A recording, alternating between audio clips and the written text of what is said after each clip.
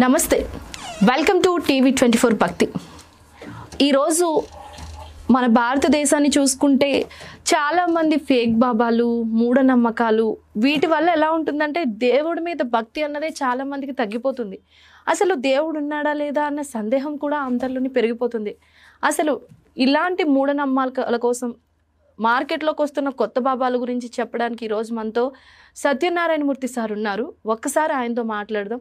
గురుగారు నమస్కారం. నమస్కారం అమ్మా. శ్రీ సత్య, ఎలా ఉన్నారు? బాగున్నానమ్మా. ఇప్పుడు చూసుకుంటే చాలా నాకు ఫస్ట్ అసలు ఒక డౌట్, దేవుడు ఉన్నాడా లేదా ఇది చెప్పండి. 100% ఉన్నాడు దేవుడు. ఉన్నాడు. అయితే దేవుడికి డెఫినేషన్ ఇప్పుడు జనాలకు ఎవరికి తెలియదు అనమాట.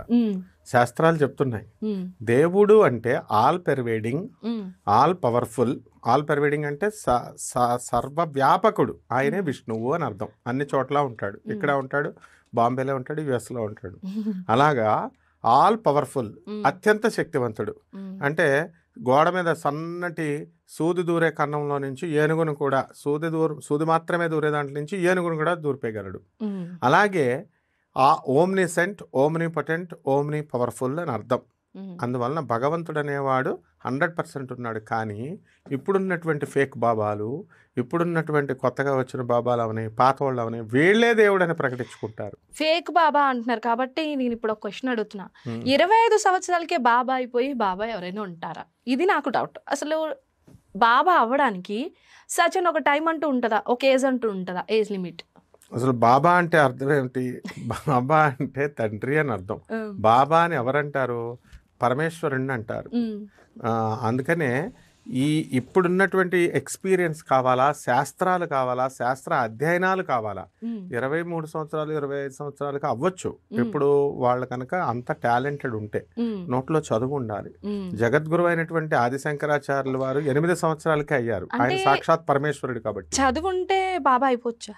అవ్వకూడదు. చదువు ఉంటేనే సరిపోదు. ఆయన గురుత్వం అనేటటువంటిది భగవంతుడు ఇవ్వాలి. ఆ ఎక్స్పీరియన్స్, ఆ ప్రజల పట్ల మమకారము, ఆ యథార్థ భక్తిని, నిజభక్తిని ఇవ్వాలి. శాస్త్రాల పట్ల పట్టు ఉండాలి. ఓకే, నన్ను తిట్టుకున్నా నాకు పర్వాలేదు. మల్లికార్జున ముత్య అని ఇప్పుడు కొత్తగా మార్కెట్లోకి ఒక బాబా వచ్చాడు. ఆయన ఏంటంటే నిజమని కొంతమంది, ఫేక్ అని కొంతమంది అంటున్నారు. నా దృష్టిలో అయితే నేను ఫేక్ అని అనుకుంటున్నా. మీ దృష్టిలో ఏంటి చెప్పండి గురుగారు? అంటే అతను ఫేక్ లేదా ట్రూ అని అనడానికి అతను పోనీ ఏమైనా శాస్త్రాలు చదివాడా అంటే చదివాడా? లేవు. తర్వాత వ్యాకరణం చదివాడా? ఆ వేదాలు చదివాడా? లేకపోతే ఓకే పురాణాలన్నా చెప్తున్నాడా? పోనీ పురాణ కథలు ఇవన్నీ కూడా. అంటే ఆయన చేసేది ఒకటే, ఏంటంటే ఫోన్ నెంబర్లు చెప్తున్నాడు. ఫోన్ నెంబర్, నెక్స్ట్ ఇంకా మనం వెళ్ళిన vehicle number, Aadhaar card number, మన ఫాదర్ నేమ్, ఈ 4ను బట్టి చూసి చెప్తున్నారు తప్ప మన చెయ్యి కానీ చూసి, మన మొహం చూసి, మన బాధలేంటో ఏం చెప్పట్లే. ఇది చెప్పడం వల్ల కొంతమంది హ్యాకింగ్ అని అంటున్నారు, కొంతమంది న్యూమరాలజీ గెస్సింగ్ అంటున్నారు. మీరేమంటారు? అవి చెప్పడం ఇవన్నీ జిమ్మిక్స్ అమ్మా. అవన్నీ కేవలం ఫోన్ నెంబర్లు చెప్పడము, అది లాస్ట్ 4 డిజిట్లే చెప్తున్నారని అంటున్నారు. నేను కొన్ని 100 సార్లు వెళ్ళాను గుల్బర్గాకి. ఎందువల్లంటే గుల్బర్గాలోనే అతను ఉండేది. అక్కడ మా గురుదేవులు అయినటువంటి దత్తాత్రేయ స్వాముల వారు, గాణగాపురం నృసింహ సరస్వతి స్వాముల వారికి అక్కడ మనం ఆ నిర్గుణ మఠానికి కొన్ని 100 సార్లు వెళ్ళినప్పుడల్లా ఈ ముత్యా గురించి నాకు తెలుసు. అంటే అక్కడ శాస్త్రాధ్యయనం, శాస్త్రాలు చెప్పాలి, అదేం చెప్పట్లేదు. పురాణాలు ఏమీ చెప్పట్లేదు. తర్వాత ఏమిటి కేవలం ఫోన్ నెంబర్లు, పేర్లు చెప్పడం వల్ల ఏమిటి ఉపయోగం? దీన్ని కర్ణపిశాచి విద్య అంటారు.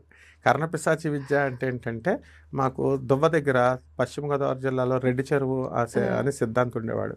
ఆయన వెళ్ళిన వాళ్ళకి పేర్లు చెప్పేవాడు. నీ మనసులో ఉన్నటువంటిది, లేకపోతే నీ జేబులో ఉన్నటువంటిది, అది ఎంత డబ్బులు ఉన్నాయి, కొన్ని చెప్పగలుగుతారు. కంప్లీట్ చెప్తే వాళ్ళు బ్రహ్మదేవుళ్ళు అయిపోతారు. అది కూడా ఆ కర్ణపిశాచి అనేది యక్షిణీ విద్య. కర్ణపిశాచి అది ఏం చేస్తుందంటే, దాన్ని వీళ్ళు జపం చేసి స్వాధీనం కనుక చేసుకున్నట్లయితే అందరికీ అవుతుంది 7 రోజుల్లో అనమాట. అయితే చేయడం వల్ల ఏమవుతుందంటే, అది నెక్స్ట్ జన్మలో వీళ్ళని దాసుల కింద చేసుకుంటుంది. దారిన పోయేవాళ్ళు, వెళ్ళిన పోయేవాళ్ళ గురించి అంతా చెప్తూ ఉంటుంది. అయితే వీళ్ళు దానికి ఈ జన్మలో వీళ్ళకి హెల్ప్ చేసినందుకు గాను అది వీళ్ళు చనిపోయిన తర్వాత వీళ్ళు ఒక 100 సంవత్సరాలు 200 సంవత్సరాల పట్ల దానికి దాసీగా ఉండిపోవాలి. అందువలన వాళ్ళకి విముక్తి ఉండదు, ఇలాంటి విద్యలు చేయకూడదు. ఇతనికి ఆ విద్య లేదు. ఎందువలనంటే కేవలం ఫోన్ నెంబర్లు హ్యాకింగ్ అని అంటున్నావుగా. ఇప్పుడు ఈ గూగుల్ నుంచి తెలుసుకోవడం ఎంతసేపు, లేకపోతే బ్యాంక్ అకౌంట్ల నుంచి ఫ్యామిలీ మెంబర్స్ ఆధార్ కార్డు నుంచి తెలుసుకోవడం ఎంతసేపు. సో ఏది పోనీ ఆయన పాటలేదో ఆయన పడుతున్నాడు అనుకుందాం, చెప్పడాల్లో ఇంప్రెస్ చేయడానికి జనాల్ని. అయితే ప్రజలకు వచ్చే ఈ లాభం ఏమిటి? ఏమైనా విద్య వస్తుందా, చదువు వస్తుందా, శాస్త్రజ్ఞానం ఏమన్నా వస్తుందా? లేదు. మీరు వెళ్ళారా? ప్రజలు మనం ఏమన్నా చెప్పామనుకో ఇలా, వాళ్ళు ఒకటే అడుగుతారు, మీరు వెళ్ళారా, మీకు అది ట్రూ అంటారు. వెళ్ళాము, నువ్వు ఒక్కసారి వెళ్ళావేమో, నేను 100 సార్లు వెళ్ళాను. అయితే అది చెప్పడం వల్ల ఏమిటి ఉపయోగం అంటున్నా. కాబట్టి అది చెప్పడం వల్ల ఏమిటి ఉపయోగం అన్నది మన ప్రశ్న. కాబట్టి ఫోన్ నెంబర్లు, ఈ మ్యాజిక్స్ ఇవన్నీ చేయడం వల్ల ఏం ఉపయోగం ఉండదు. ఇప్పుడు చాలామంది బాబాలు మద్యం, నాన్ వెజ్ తినరు, కానీ మల్లికార్జునమూర్తి నాన్ వెజ్ తింటున్నాడు, మద్యం సేవిస్తూ భక్తుల్ని కూడా కొట్టిన వీడియో ఒకటి మనకి చాలా వైరల్ అయింది. ఇంకా ఇలాంటి టైంలో కూడా అతను నిజమైన బాబా అని కొంతమంది అంటున్నారు. అసలు ఏంటి అంటే కర్ణాటకలో భక్తి ఎక్కువ, మూఢభక్తి ఎక్కువ ఉంటుంది. అక్కడ దెయ్యాలు భూతాలు అంటే భయం ఎక్కువ అనమాట. అందువలన ప్రతి చోట కూడా ఆంజనేయ స్వామి విగ్రహాలు ఎక్కువ ఉంటాయి మనకంటే. వాళ్ళ మూల నమ్మకాలు క్యాష్ చేసుకోవడానికి ఇలాంటి బాబాలు వస్తున్నారంటారా? అంటే తాళ్ళు కీళ్ళు ఇవన్నీ ఇవ్వడము ఇవన్నీ ఉంటాయి. ఇప్పుడు తిండికిను భక్తికి సంబంధం లేదు. ఎలా అంటే తామసిక లక్షణాలు పెంచుతాయని చెప్పి మాంసము మద్యము తీసుకోవద్దని అంటారు. బాగుంది. అది తీసుకోకుండానే స్వామీజీలని, బాబాలని, ఇలా పురోహితులని, వీళ్ళు కొంతమంది బ్రాహ్మలు అని, మంత్రగాళ్ళని వీళ్ళు ఉన్నారు కదా. అయితే ఇందులో చాలామంది ఇతను పాపం మనకి తెలిసేలాగా తింటున్నాడు. ఇందులో చాలామంది మ్యాక్సిమమ్ తెలియకుండా తింటున్నారు, అందులో డౌటే లేదు. ఎందుకనంటే కలియుగం ఇది. ప్లస్ రెండవది, కొంతమంది బాబాలు డైరెక్ట్గా వచ్చే భక్తులకి వాళ్ళ ఆశ్రమంలో వండి పెడుతున్నారు కూడా. అలాగే కొంతమంది ఏం చేస్తున్నారంటే ఈ యొక్క మా వేణుస్వామి లాంటి వాళ్ళు ఏకంగా అమ్మవారికి మద్యం పెట్టచ్చు, మటన్ పెట్టచ్చు, చికెన్ పెట్టచ్చు, తర్వాత పంచమకారాలని చెప్పి మైథునం అని చెప్పేసి వీళ్ళని అంటూ ఉంటారు. అతను చూసి భార్గవదేవన అని, అతను చూసి ఇంకొక అతను, ఇలా చాలామంది వచ్చారు. అయితే వాళ్ళ విధానాలను బట్టి వాళ్ళు చెప్తూ ఉంటారు. ప్రజలు వెళ్ళే వాళ్ళకి ఉండాలన్నమాట. అంటే ఇలాంటి వాళ్ళు ఇప్పుడు ఏమన్నా అంటే తంత్రశాస్త్రం అని అంటారు. ఇప్పుడు మల్లికార్జున ముచ్చ అంటే ఏంటంటే మహిమ అని అర్థం, మహిమలు చేసేవాడు అని అర్థం. మహిమల వల్ల ఏమిట్రా వీళ్ళందరూ అంటే 200-300 మందికి భోజనాలు పెడుతున్నాడు ఆయన ఫ్రీగా డైలీ అని చెప్తున్నారు. రూపాయి తీసుకోవట్లేదు అంటున్నారు. బాగుంది.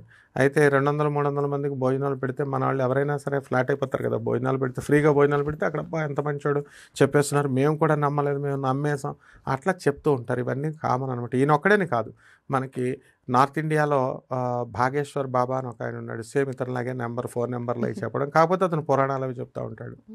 నెక్స్ట్ ఇంకొక అతను ఉన్నాడు, కరోలీ సర్కార్ అని, వాడు ఇంకా ముదురు అనమాట. సో ఇలా ఇప్పుడున్నటువంటి బాబాలు కానీ, లేకపోతే ఇప్పుడున్నటువంటి సాధువులు కానీ, వీళ్ళంతా కూడా అర్థం మారిపోయింది.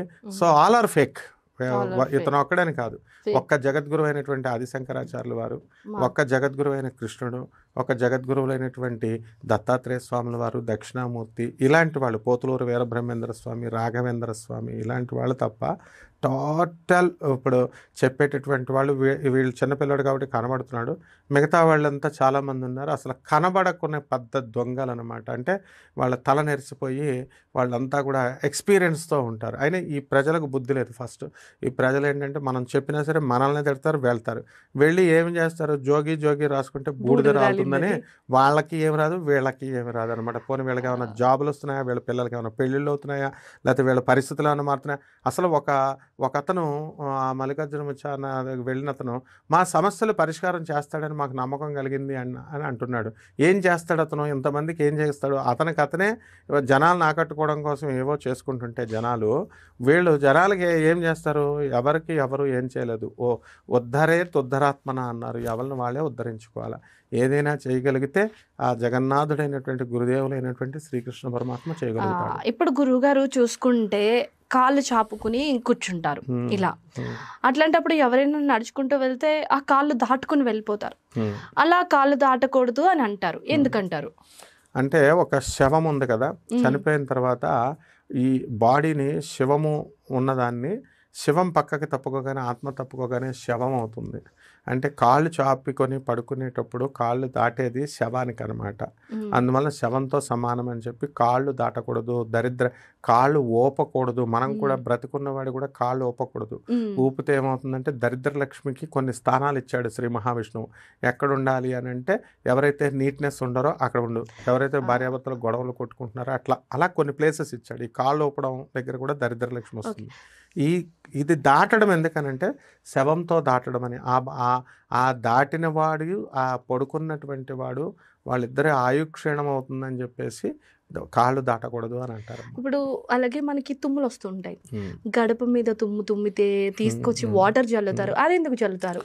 అసలు తుమ్ము అంటే అర్థం ఏంటంటే మృత్యువు అని అర్థం. అంటే మనం ఇన్హేలేషన్ అండ్ ఎక్సలేషన్ తీసుకుంటాం, ఊపిరి ఉచ్ఛ్వాస నిశ్వాసాలు. ప్రతి ఒక్కసారికి కూడా ఉచ్ఛ్వాస నిశ్వాసాలు తీసుకున్నప్పుడు మృత్యువుతో సమానం, మనకి మళ్ళీ బ్రతుకుతున్నాం మనం. సో ఆ గడప మీద ఉన్నప్పుడు ఈ అక్కడ కూర్చొని ఉన్నప్పుడు మనము ప్రాణం ఆగిపోయినట్లు లెక్క. అందువల్లంటే హిరణ్యకశిపుడు గడప మీదే ఆయన హిరణ్యకశిపుడిని వధించాడు శ్రీ మహావిష్ణువు. అటు భూమి మీదకి ఇటు ఆకాశానికి మధ్యలో, అటు ఇంటి బయట ఇటు ఇంటి బయటకి మధ్యలో ప్లేస్ని ఇదంటారు. కాబట్టి అక్కడ కనుక ఈ తుమ్మడం గడప మీద కూర్చోనంటే ఇంటి మధ్యలో మనం మరణించినట్లు లెక్క. అందువల్లంటే ఆ ఇల్లును వదిలేసేయాలి మరణించినప్పుడు. అందుకని ఆ గడప మీద తుమ్మినప్పుడు నీళ్లు జల్లుతారు. అంటే మళ్ళీ పునఃగా నీకు ప్రతిష్ఠించబడుగాక, నీకు ప్రాణం రాబాక అని. ఇలాంటివి చాలా ఉన్నాయి గురుగారు. అవును. ఇప్పుడు ఎవరైనా చిన్నపిల్లలు పెద్దోళ్ళని ఎదిరించినప్పుడు కత్తితో గీయమని ఇలాంటివి చాలా చెప్తారు. ఇప్పుడు ఈ కత్తితో గీయమని ఎందుకంటారు? చిన్నపిల్లలు పెద్దవాళ్ళని ఎందుకు ఎదిరించినప్పుడు అంటారంటే గురువు అనమాట. పెద్దవాళ్ళు ఎవరైనా సరే గురువు, ఎక్స్పీరియన్స్డ్ పీపుల్, లర్న్డ్ పీపుల్. ఈ చిన్నపిల్లల కంటే కూడా పెద్దవాళ్ళు గురువు అంటే చాలా ఈజీగా ఈ మధ్యకాలంలో ఇంటర్వ్యూలు ఇచ్చేవాడిని ప్రతి ఒక్కరిని వాడు చదువున్నా చదువులేకపోయినా గురుగారు అని అడుగుతున్నాం. బయట కూడా టీ స్టాల్కి వెళ్ళి గురుగారు, పట్రా రిక్షావాడిని కూడా గురుగారు అని పిలుస్తాం. గురువు అనేది చాలా అత్యున్నతమైనటువంటి స్థానము. ఆ స్థానాన్ని మనము గురువు ఏదైతే ఆర్డర్ ఇస్తాడో అది చేసేయడమే తప్ప శిష్యుడికి వేరే ఆల్టర్నేటివ్ ఉండదు. అంత నమ్మకము, అంత ఇది ఉంటేనే గురుత్వం అనేది ఉంటుంది. కాబట్టి ఏంటంటే ఈ కత్తి అనేది ఎందుకు రాస్తాము అని అంటే అక్కడ మాట, ఇప్పుడు బ్రీచింగ్ ఆఫ్ ద కాంట్రాక్ట్ అనమాట. ఇప్పుడు ఎప్పుడైతే మనము మాట తప్పామో, గురువుకి ఇచ్చిన మాట ఎదిరించామో అది మరణంతో సమానం. గురువుకి శిష్యుడితో ఇచ్చినటువంటిది శిష్యుడు తప్పాడంటే మరణంతో సమానం. నా ఒట్టు మీద తీసి గట్టు మీద పెట్టు అని అంటాం చూడు, అలాగా. ఒట్లు ఫలిస్తాయా గురువుగారు? ఒట్లు ఫలించడం అంటే ప్రామిస్ అనేది అందరూ ఎవరు పడితే వాళ్ళే ఫలించవు కదా. ఇప్పుడు శాపం ఇదివరకు కాలంలో దూర్వాస మహాముని వీళ్ళంతా శాపాలు పెట్టేసేవారు. శాపాలు పెట్టేస్తే అదేంటి తిట్లు. ఇప్పుడు మనము కోపం వచ్చినప్పుడు తిడుతున్నాం కదా, మన పవర్ని శ్రీకృష్ణుడు విత్డ్రా చేసేసాడు. అందువలన మనకి ఒట్లు అనేటటువంటివి గ్యారంటీగా ఫలిస్తాయి. కానీ మన జనమంతా అబద్ధాలు చెప్పేసేయడం, ఒట్లేసేయడమేగా.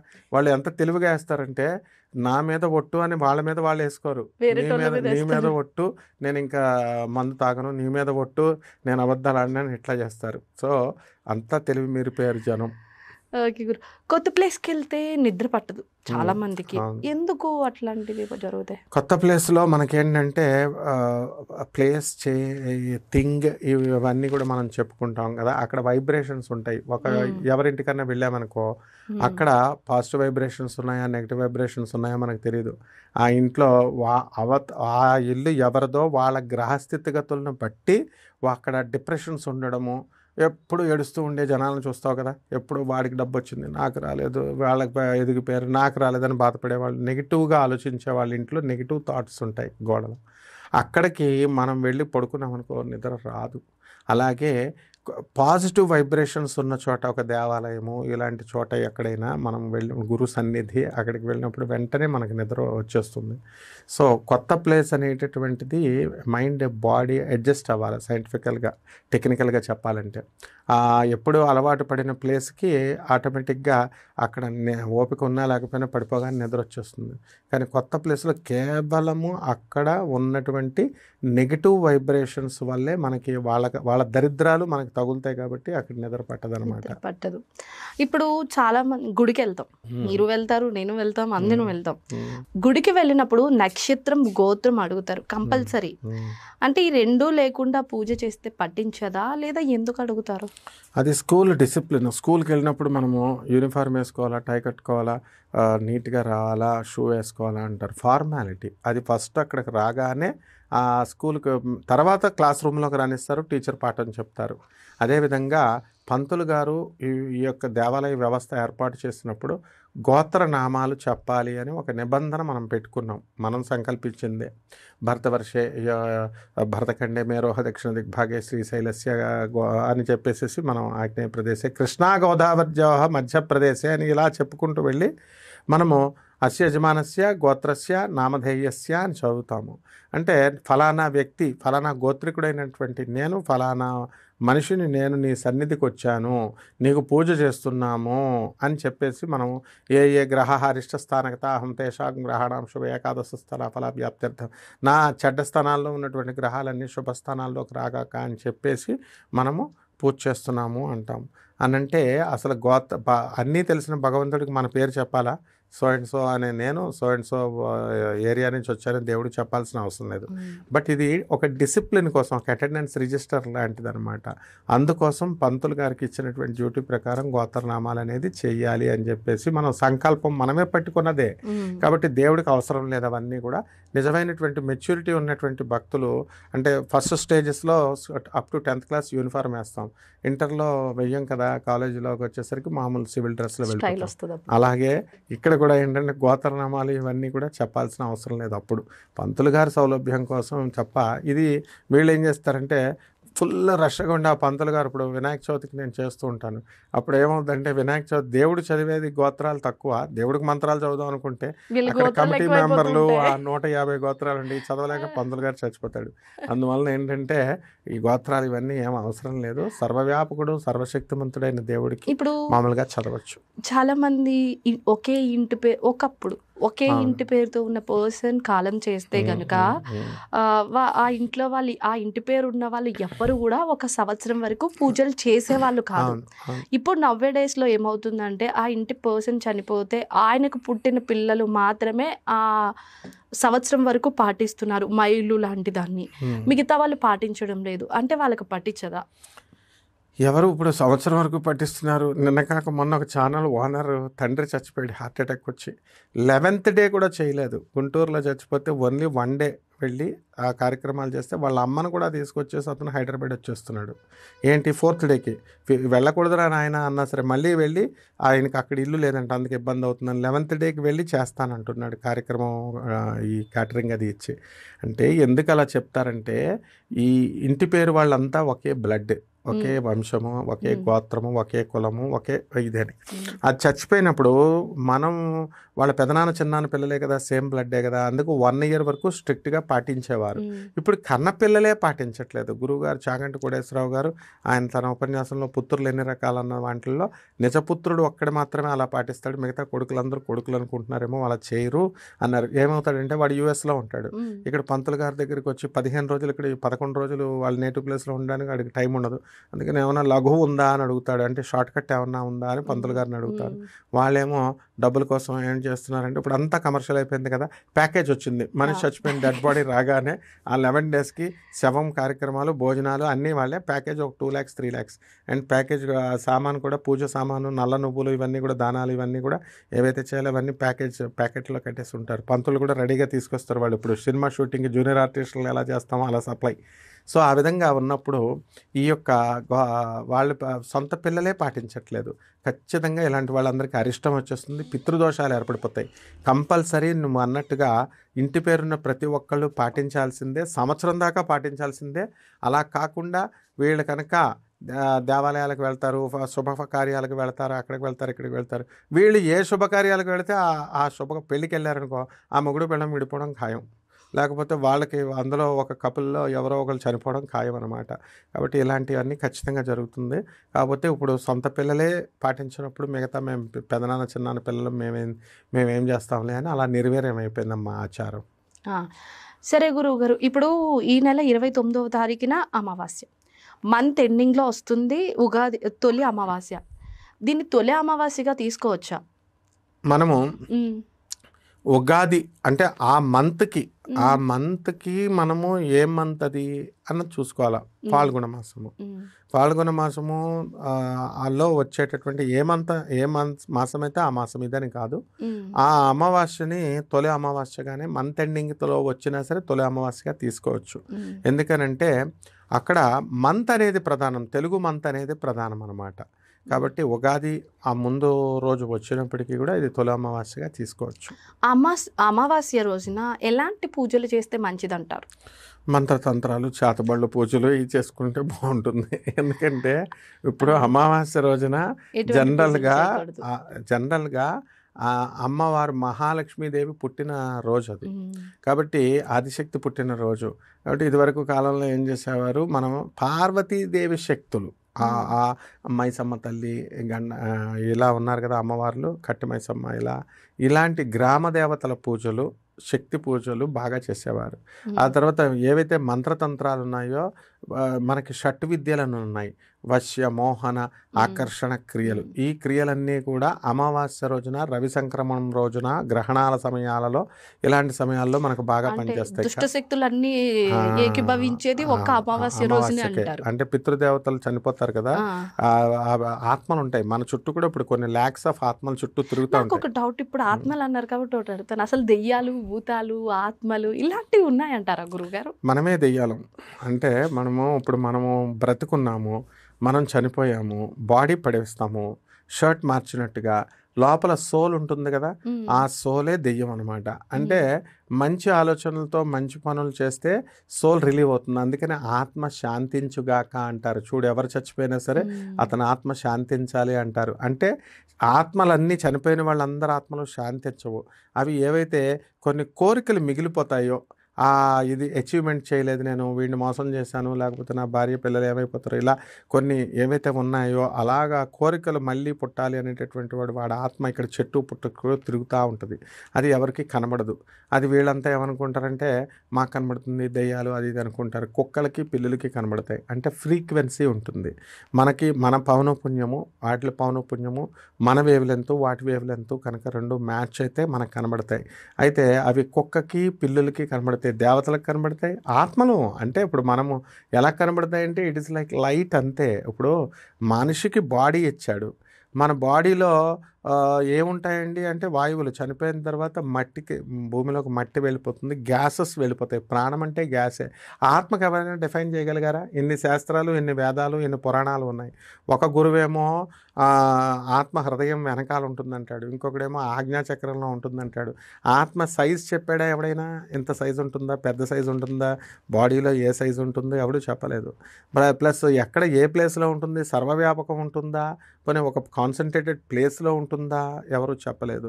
కృష్ణుడు మాత్రం ఒకటి చెప్పాడు, ఏంటంటే అగ్ని చేత కాల్చబడదు, నీళ్ల చేత తడపబడదు, ఇలాంటి కొన్ని మెజర్మెంట్స్ చెప్పాడు. కానీ ఆత్మ అంటే ఏంటి యాక్చువల్గా? It is a very peculiar thing అనమాట. అంటే నీళ్లు కాదు అది, ఇలా వాయువు కాదు, అగ్ని కాదు, ఏమీ కాదు. అది ఎవరు కూడా ఊహకు కూడా ఆలోచించలేము. అంటే ఊహకు అతీతమైనటువంటిది. కాబట్టి it can not be thought, it can not be estimated. మన ఎస్టిమేషన్స్కి బియాండ్గా ఉంటుంది. And that is nothing but God అన్నమాట. ఓకే గురుగారు, నేను ఎవరిని కించపరచడానికి క్వశ్చన్ అడగట్లేదు, జస్ట్ నా క్లారిఫికేషన్ కోసం అడుగుతున్నాను. ఇప్పుడు క్రిస్టియన్స్ ఉంటారు, చర్చ్కి వెళ్తారు, ముస్లిమ్స్ ఉంటారు, మసీద్కి వెళ్తారు, హిందూస్ ఉంటారు, గుడికి వెళ్తారు. కాకపోతే క్రిస్టియన్స్ కానీ ముస్లిమ్స్ కానీ నాన్ వెజ్ తిని టెంపుల్స్కి వెళ్తారు, వాళ్ళ దేవుడి దగ్గరికి వెళ్తారు. కానీ ఒక్క హిందూ మాత్రమే నాన్ వెజ్ తిని టెంపుల్కి వెళ్ళడు, ఎందుకు అలా? మత ఆచారాలను బట్టి. అంటే క్రైస్తవ మత ఆచారం ప్రకారము మనం ఏం చేయొచ్చు, శుభ్రంగా తిని వెళ్ళొచ్చు. వాళ్ళు ఇప్పుడు చర్చ్కి వెళ్ళినప్పుడు మటన్ బిర్యానీ, చికెన్ బిర్యానీ అన్నీ తింటారు. వాళ్ళు మటన్, చికెన్ వండుకుంటారు. అలాగే రోజా చేసేటప్పుడు, రోజా మనకి ముస్లిమ్స్ ఉపవాసాల్లో రంజాన్ చేసేటప్పుడు, ఇప్పుడు జరుగుతుంది ఇప్పుడు రంజాన్ పీరియడ్. సో ఉదయమే వాళ్ళు సూర్యోదయానికి ముందే తినేస్తారు. ఆ తర్వాత రోజంతా సాయంత్రం దాకా ఖాళీగా ఉపవాసం ఉంటారు, మళ్ళీ సాయంత్రం బిర్యానీ తినేస్తారు. అంటే వాళ్ళకి ఫ్రూట్స్ తినేవాళ్ళు ఫ్రూట్స్ తింటారు, బిర్యానీ తినేవాళ్ళు బిర్యానీ తింటారు. అంటే వాళ్ళ మత ఆచారాలు అలాగా. మన మత ఆచారం ప్రకారము, హిందూ మత ఆచారం ప్రకారము నాన్ వెజ్ అన్నది తినకూడదు అని ఏం చెప్పలేదు శాస్త్రం. సెంటియంట్ ఫుడ్ తీసుకోండి అన్నారు. సెంటియంట్ ఫుడ్ అంటే సాత్వికమైన ఆహారం తీసుకోమన్నారు. ఇప్పుడు వీళ్ళు ఏం చేస్తున్నారు మనుషులు, వాళ్ళు దాన్ని ఆకులు అలమలు తింటుంటే పప్పులు రుచులు రావట్లేదు. అందుకని తంత్రము మా ఇష్టం వచ్చినట్టు నరికిపడేస్తామని మేకలు నరికేయడం, కోళ్ళను నరికేయడం, ఇంకా బాహాటంగా వచ్చి పంచమకారాలని చెప్పి చేపలు పెట్టేయడం, ఇలాగ అన్ని మటన్స్ తిని పడేస్తున్నారు. సో వీళ్ళు తినేసిన తర్వాత మళ్ళీ హిందువుల్లో కూడా మార్పు వచ్చింది. పెద్దమ్మ తల్లి లాంటి గుళ్ళకి వెళ్ళొచ్చు, మిగతా లక్ష్మీదేవి విష్ణుమూర్తి దేవాలయాలకు వెళ్ళకూడదు అని కొంతమంది వెళ్తూ ఉంటారు. అసలు తిండికి దీనికి సంబంధం లేదనమాట, కేవలం మనం పెట్టుకున్నటువంటి మత ఆచారం. అంటే మీరు తిండికి దీనికి సంబంధం లేదని అంటున్నారు కాబట్టి నాకు ఇప్పుడు ఒక క్వశ్చన్ గుర్తొచ్చింది. ఇప్పుడు హిందువుల్లో చాలా మంది ఉపవాసం ఉంటారు. ఉపవాసం ఉండి కటిక ఉపవాసం చెయ్యరు. కొంతమంది చేస్తారు, కొంతమంది చేయరు. కొంతమంది ఏంటంటే లైక్ అల్పాహారం అంటే ఎలా అంటే పాలు కానీ ఫ్రూట్స్ కానీ తీసుకుంటూ ఉంటారు మధ్యలో. అలా తీసుకోవచ్చా? బ్రహ్మాండంగా తీసుకోవచ్చు. నిర్జల ఉపవాసం అని ఉంది, నక్త ఉపవాసం అని ఉంది. అంటే ఉపవాసాల్లో చాలా రకాలు ఉన్నాయి. ఏకాదశి, ప్రతి ఏకాదశికి ప్రతి హిందువే కాదు, ముస్లిం క్రిస్టియన్ కూడా చేయాలి. అంటే మన బాడీ ఒక మెషిన్. రోజు తింటుంటే ఇప్పుడు కారులో వెళుతున్నాము, బైక్లో వెళుతున్నాము, 24 గంటల తర్వాత హీట్ ఎక్కుతుంది కదా, కొంచెం సేపు ఆపుతాం కదా, వాటర్ పోస్తాం కదా, అలా బాడీకి రెస్ట్ అవ్వకపోతే బాడీ తొందరగా పాడైపోద్ది మంది. అందుకని ఉపవాసము అంటే ఏంటంటే వితౌట్ వాటర్ ఉపవాసం చేస్తాం. కొంతమంది ఏం చేస్తారంటే ఉదయము నుంచి రాత్రి దాకా ఉపవాసం ఉండి చంద్రుని చూసిన తర్వాత కార్తీక మాసంలో భోజనాలు చేస్తారు. కొంతమంది ఏం చేస్తారంటే మధ్యాహ్నం భోజనం చేసి సాయంత్రం టిఫిన్ సైజులో, భోజనం సైజులో టిఫిన్ అంతా తింటారు, ఇడ్లీ అని. సో ఇవన్నీ ఉపవాసం అంటే ఫుడ్ మానేయడం అనుకుంటారు. ఉపవాసము అంటే అర్థం ఏమిటంటే, అంటే దగ్గరగా ఉండడము, వాసము అంటే వసించడం. అట్లీస్ట్ ఆ రోజైనా ప్రాపంచిక విషయాలు, నా పిల్లలు ఏం చేస్తున్నారు, నా పిల్లలు ఏం చేస్తున్నారు అని ఇలాంటి చెత్త ఆలోచనలు మానేసి సకల సార్వభౌముడైనటువంటి ఆ భగవంతుడి మీద మన మనసును లగ్నం చేస్తామని చెప్పి ఆ ఉపవాసం అనే సిస్టమ్ను పెట్టారు. అయితే ఉపవాసం బ్రేక్కి కూడా ఒక సిస్టమ్ ఇచ్చారు.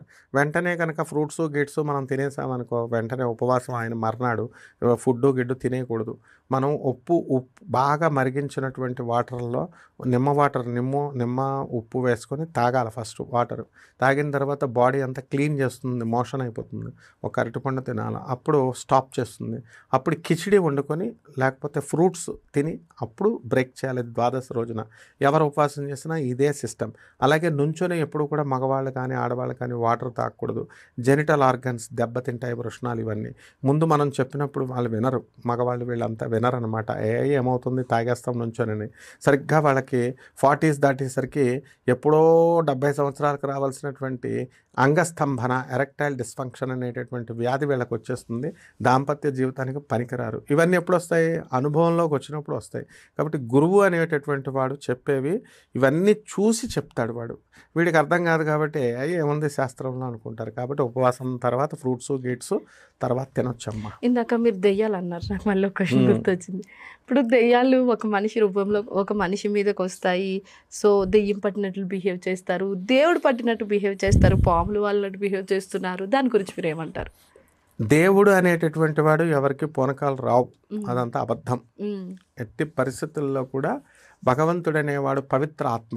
సో వీళ్ళంతా పూనకాలు చేసే బ్యాచ్ ఎవ్వరున్నా సరే మొహమాటం లేదు, వీళ్ళంతా నాటకాలే.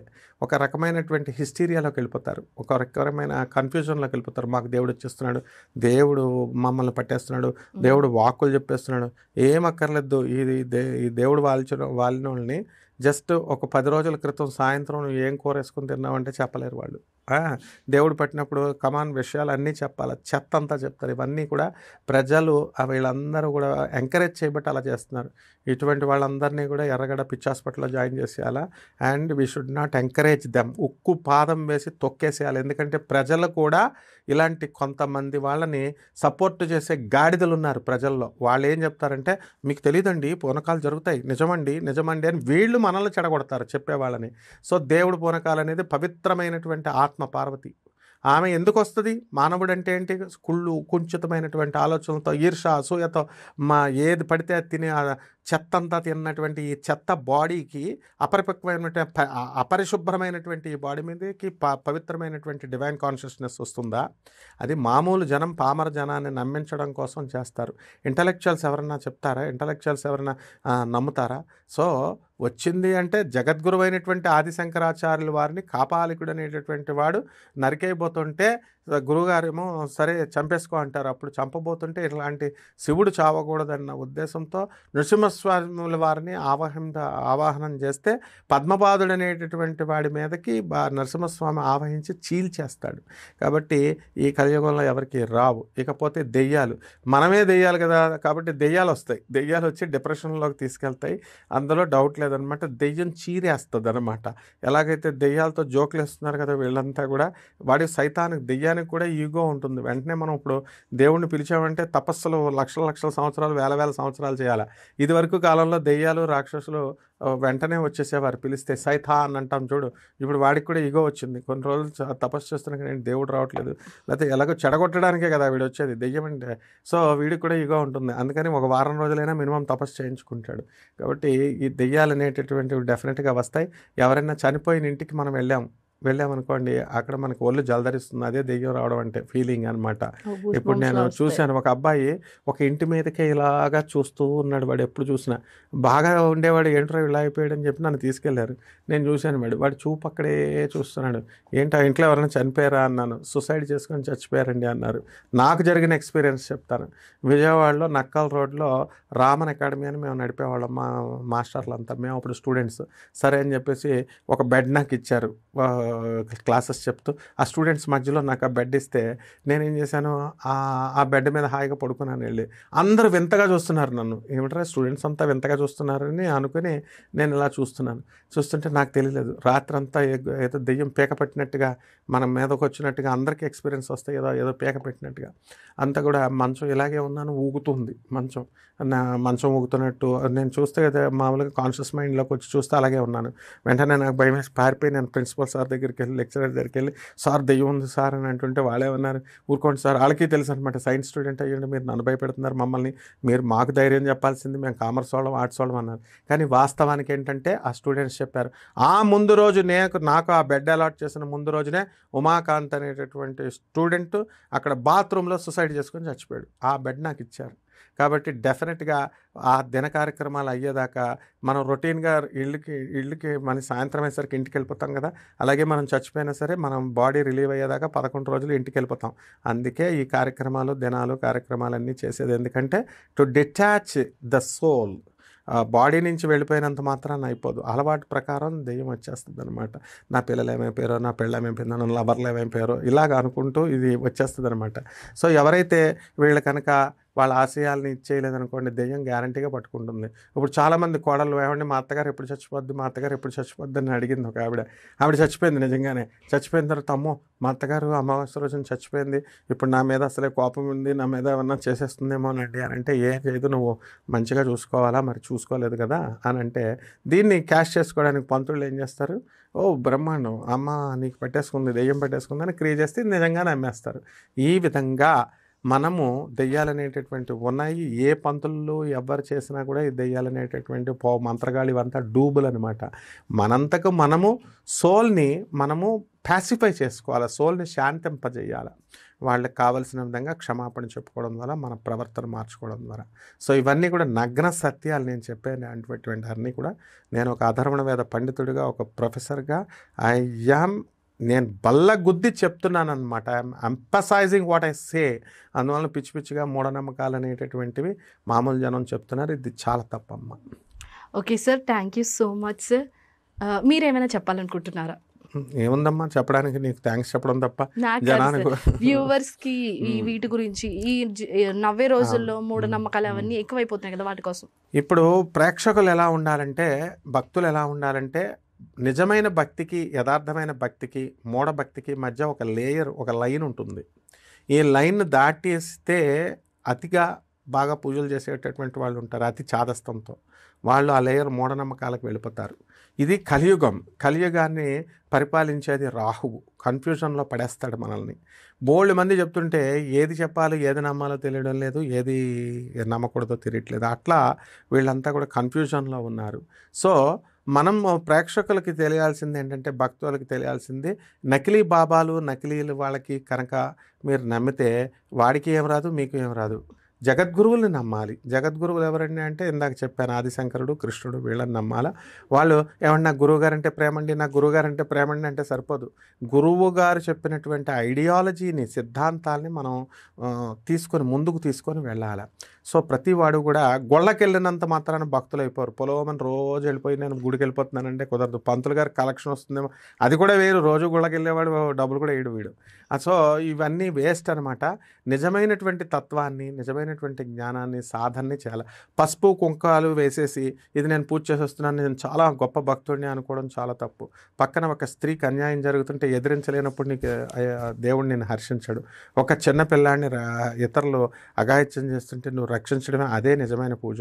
అంతేగాని ఒక గదిలో కూర్చొని పిరికాళ్ళ రామ, ఈ సాధువులు, ఈ బాబాగాళ్ళు వీళ్ళంతా ఏం చెప్తారంటే మనల్ని ట్రాన్స్లోకి తీసుకెళ్తారు. రామ రామ కృష్ణ కృష్ణ అనుకో, నీకు ప్రాబ్లమ్స్ సాల్వ్ అయిపోతాయి. అంటే ఉద్యోగాలు, ఇంటర్వ్యూస్కి వెళ్ళాల్సిన అవసరం లేదు, వీళ్ళ చుట్టూ తిరుగుతారు. ఈ జనం గాడిదలు కూడా, మూఢనమ్మకాల గాడిదలు కూడా ఈ బాబాగాళ్ళ చుట్టూనే తిరుగుతారు, ఈ సాధువుగాళ్ళ చుట్టూనే తిరుగుతారు. సో నీకు ఉద్యోగం ట్రాన్స్ఫర్ కావాలా, మంత్రగాడితో నీకు పని ఏంటి? పూజలు చేస్తే నీకు ట్రాన్స్ఫర్ అవుద్దా? నువ్వు చేయాల్సింది ఏంటి? నీ ఆఫీసర్స్ చుట్టూ, నీ ఆఫీస్ చుట్టూ తిరగాల. ఒక స్టూడెంట్కి ఎక్కువ మార్కులు రావాలా? జ్యోతిష్కుడు ఏం చేస్తాడు? ఈ బాబాగాళ్ళు, ఈ మంత్రగాళ్ళు ఏం చేస్తారు? సో పూజలకు చేయడానికి వీళ్ళు ఏమన్నా దేవుడికి పియ్యేలా? వీళ్ళు బాబాలు, ఈ సాధువులు దేవుడికి పియ్యేలా వీళ్ళు? Never they can become. ఈ స్టూడెంట్ అనేవాడు ఎవరి చుట్టూ తిరగాల? ప్రొఫెసర్ల చుట్టూ తిరగాల, టీచర్స్ చుట్టూ తిరగాల, మంచి స్టూడెంట్స్ చుట్టూ తిరగాల, స్కూల్స్ చుట్టూ తిరగాల, బాగా చదవాలా, అప్పుడు మార్క్స్ వస్తాయి. సో ఈ బ్యాలెన్స్ అనేటటువంటిది అవసరం. ఇది అలా కాకుండా మూఢభక్తిగా వెళ్ళినటువంటి వాడు రౌరవాది నరకాలకు వెళ్ళిపోతాడు. వాడితో పాటు ఈ మంత్రగాళ్ళు ఎవరైతే ఉన్నారో, ఈ కపట బాబాగా, వీళ్ళంతా ఏమైపోతారు అనుకుంటున్నావు? ఇప్పుడున్న బాబాగాళ్ళు, ఈ సాధువులు, ఈ కపట బ్రాహ్మల, కపట జ్యోతిష్కుల, కపట మంత్రగాళ్ళు అందరి కోసం యముడు వెయిట్ చేస్తున్నాడు అక్కడ. చిత్రలేఖనం రాస్తున్నాడు మన చిత్రగుప్తుడు. సో ఇలాంటివన్నీ కూడా నమ్మకుండా వీళ్ళు జాగ్రత్తగా యథార్థ తత్వాన్ని, భగవంతుడిని పట్టుకొని పేద ప్రజలకు సేవ చేయాలా. That's what Swami Vivekananda told. అంటే ఏంటి? Help the poor, help the needy. ఈ పద్ధతుల్లో వెళ్ళినప్పుడు, గురు తత్వాన్ని ఒరిజినల్గా తెలుసుకుని వెళ్ళినప్పుడు మాత్రమే వీళ్ళ లైఫ్లో సక్సెస్ అవుతారు. భక్తిలో పరిణతి చెందుతారు, మోక్షం వస్తుంది. లేకపోతే ఏదో మోక్షం ఏదో సింపుల్ లాగా ఈ బాబాలో అందరూ మేము ఇచ్చేసేయండి, జపం చేసేస్తే మోక్షం వచ్చేస్తుంది, గొళ్ళకి వెళ్తే మోక్షం వచ్చేస్తుంది. మోక్షం అనేది వీళ్ళ బాబుగారు సొమ్మ, ముందు వీళ్ళకే రాదు మోక్షం. సో ఇవన్నీ కూడా వివేకంతో తెలుసుకోవాలి. ఇది నాస్తికులు చెప్తే పాపం వాళ్ళ హేతువాదులు చెప్పారు, నాస్తికులు చెప్పారు అంటారు. కాదు, ఆస్తికులం, పండితులం చెప్తున్నాం. అందుకే మా గురువుగారు గరికపాటి నరసింహారావు గారు ఎన్నోసార్లు చెప్తారు. ఎవరు చెప్పారు? అరుణాచలం వెళ్తే మోక్షం వస్తుందని, గుళ్ళకెళ్తే అని సందర్భాలను బట్టి చెప్తారనమాట. పెద్దవాళ్ళు ఎవరు కరెక్టే చెప్తారు. ఈ కపటగాళ్లే ఇలా చెప్తూ ఉంటారమ్మా. థ్యాంక్ యూ గురువుగారు. చూసారు కదండి, సత్యనారాయణమూర్తి గారు చెప్పిన ఎక్స్క్లూజివ్ విశేషాలు. మూఢనమ్మకాలు, దొంగ బాబాలు, ఇటువంటి వారిని నమ్ముకోవద్దు ఎప్పుడైనా సరే అని చెప్తున్నారు. సో మళ్ళీ ఒక గెస్ట్తో మళ్ళీ మీ ముందుకు వస్తాను. అంతవరకు మా TV24 స్టూడియోని చూస్తూనే ఉండండి. అలాగే సత్యనారాయణమూర్తి గారు కరెక్ట్ చెప్పారా, రాంగ్ చెప్పారా అన్నది కూడా మీరు కామెంట్స్ రూపంలో తెలియజేయండి. Thanks for watching. Stay tuned to TV24 studios. Thank you sir. Thank you అమ్మా.